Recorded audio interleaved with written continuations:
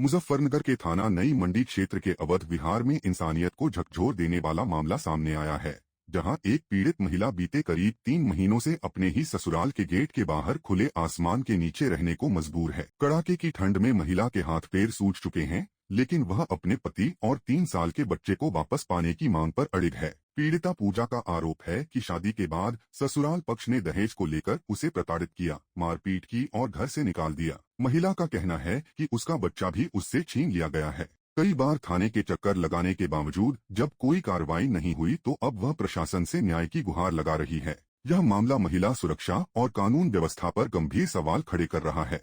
Sir, ये मेरे बच्चे से मिलने नहीं देते, ना ही मुझे रहने के लिए घर दे रहे हैं सर। अब सर मेरे ससुराल है ये 29 जून 2020 में। सर इनकी शादी में भी लेन देन के ऊपर झगड़ा हुआ कि हमें, हाँ, इनकी जो बहन है, मेरे ससुर की बहन फुफस है सुशीला सर, उसने ना डिमांड करी कि हमारे भतीजा तो पढ़ा लिखा है और उसे गाड़ी क्यों नहीं दी और सोने की अंगूठी क्यों नहीं दी। चीज की डिमांड भी रखी है। जो मेरे पास चीज थी वो मेरी सास के पास है। जो मुझे नगद दिया गया था, उन्हें नगद दिया था, वो भी सास ने हमारे से ले लिया।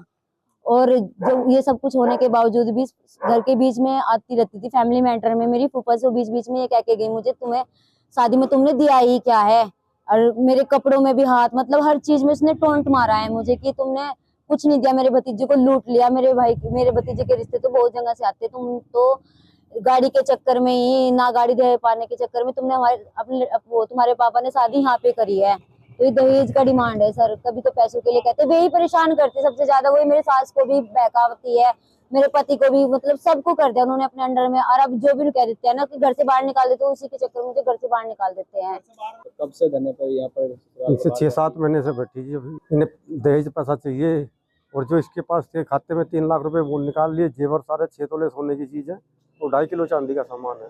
अब आज की टाइम में देख लो उसकी क्या कीमत होगी। और कपड़ा लगता कोई भी सामान ऐसा नहीं है जो खराब दिया हो।